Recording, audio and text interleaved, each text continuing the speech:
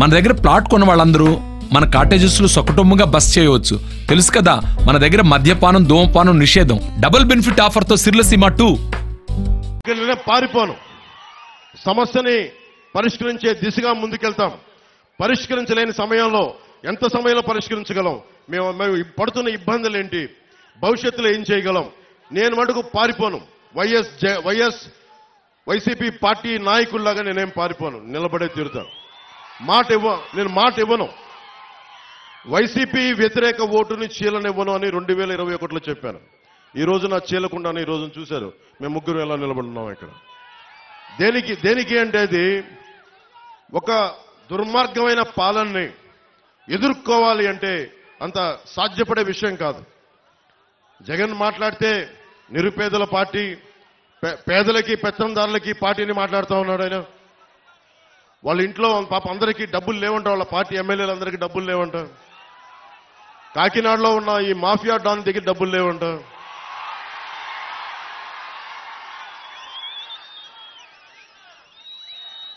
నన్ను ఓడించడానికి చిత్తూరు జిల్లా నుంచి పాపం మిథున్ రెడ్డి గారు వచ్చారు. మండలానికి ఒక నాయకుడిని పెట్టారు. అరే, పవన్ కళ్యాణ్ దగ్గర ఏమంత శక్తి ఉందే? ఒక్కడి మీద ఇంతమంది కక్ష కడతారా? ఒక్కడి మీద అతని దగ్గర శక్తి ఏముంది? పట్టుమని 25 మంది ఎమ్మెల్యేలను కూడా నిలబెట్టలేని పరిస్థితి. కనీసం 2 ఎంపీలని కూడా గెలుచుకోవాలని తపన పడుతున్నాడే. అతని మీద ఇంత కక్ష దేనికి ఇంత కక్ష?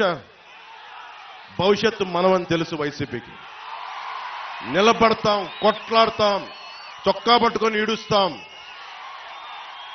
రాజకీయ నాయకుల్ని అకౌంటబిలిటీ తీసుకొస్తాం, జవాబుదారీతనం తీసుకొస్తాం. ఆ భయం ఒకటే అడగండి. వైసీపీ నాయకులు వంగా గీత గారిని కానీ ఎవరైనా సరే వైసీపీ నాయకులు మండలానికి ఒకళ్ళు వెళ్తా ఉన్నారు, వారిని ఒకటే అడగండి. సుద్దగడ్డ కొండ కాలువ ఈ ఆధునీకరణకి 170 కోట్ల రూపాయలు నిధులు విడుదల చేసినా ఎందుకు ఆపారని అడగండి. ఎందుకు సంతకాలు పెట్టాల్సి వచ్చిందని అడగండి.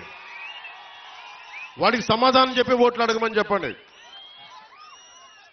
చేబ్రోలు పట్టు రైతుల కోసం ఏం చేశారని అడగండి. వరద ముంపు కోసం గొల్లప్రోల్లో మన ఎస్సీ కాలనీతో సహా అన్ని మునిగిపోతా ఉంటాయి. వాళ్ళ శ్మశానం కూడా మునిగిపోతా ఉంటుంది. అలాంటి సమస్యల మీద వాళ్ళు ఎందుకు వచ్చారు? అవన్నీ తీర్చారా?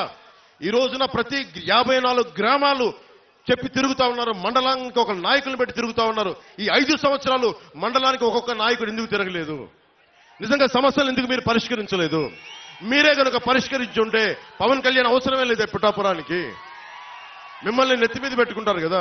మీరు సమస్యలను పరిష్కరించలేదనే కదా ఈ రోజున జనసేన, టీడీపీ, బీజేపీ కూటమిని బలపరుస్తున్నారు ప్రజలు. అందుకని దీన్ని దృష్టిలో పెట్టుకొని మీరు ఒక్కసారి ఆలోచించండి. ఆ సౌండ్ ఎక్కువ, గాలి తక్కువ పార్టీని నమ్మకండి.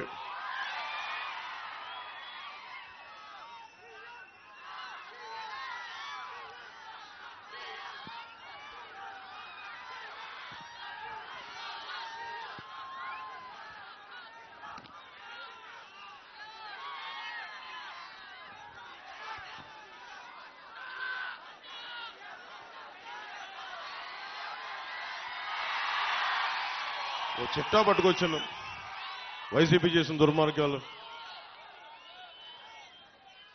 మీలో మద్యపానాన్ని నిషేధిద్దామా వదిలేద్దామా మీరు చెప్పండి. వద్దా? మద్యపానం నిషేధం కావాలా వద్దా? వద్దు, మద్యపానం నిషేధించదు. అదే కదా. ఓకే, మద్యపానం అనేది ఎవరు ఎంకరేజ్ చేసేది కాదు. ఆరోగ్యాలు పాడైపోయేది. ఎక్కువ తాగితే లివర్ సిరోసిస్, ప్యాంక్రియాటిక్ సమస్యలన్నీ వస్తాయి. అది 5 సంవత్సరాలు, దశాబ్దం పిచ్చి పిచ్చిగా తాగితే వచ్చే లివర్ సిరోసిస్. మన వైసీపీ బ్రాండ్స్, జగన్ బ్రాండ్స్ కూడా ఉన్నాయంట. పొద్దున్నే పేపర్లో కూడా చూసా, పవర్ స్టార్ బ్రాండ్ కూడా ఉందంట. సరే, వాళ్ళు ఏ ఉద్దేశంలో పెట్టారో తెలియదు కానీ రకరకాల బ్రాండ్లు పెట్టారు. ఆ బ్రాండ్లు తాగితే ఇప్పుడు నిజంగా మీరు ఒకసారి ఆలోచించండి. వైసీపీ నాయకుడు మద్యాన్ని నిషేధిస్తానని చెప్పి అధికారంలోకి వచ్చిన వ్యక్తి. ఈ రోజున అతను దాదాపు ప్రభుత్వాలకు తెలియజేయకుండా, స్టేట్ ఎక్స్చెక్కర్కి తెలియకుండా 40,000 కోట్ల రూపాయలు ఆదాయాన్ని వెనకేసుకొచ్చాడు. అతను చెప్తున్నాడు అతను పేదవాడు, మనం పెత్తందారులంట.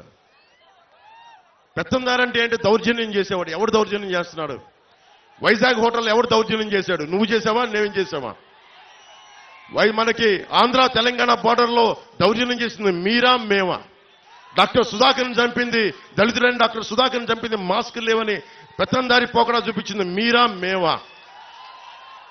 అనంతబాబు అనే ఒక ఎమ్మెల్సీ డ్రైవర్ని చంపేసి, దళితుడిని, ఒక దళిత డ్రైవర్ని చంపేసి డోర్ డెలివరీ చేస్తే అతనికి ఘన స్వాగతం పలుకుతున్నారు. పెత్తందారి పోకడా మీ వైసీపీదా మాదా? ఏం మాట్లాడుతున్నారు?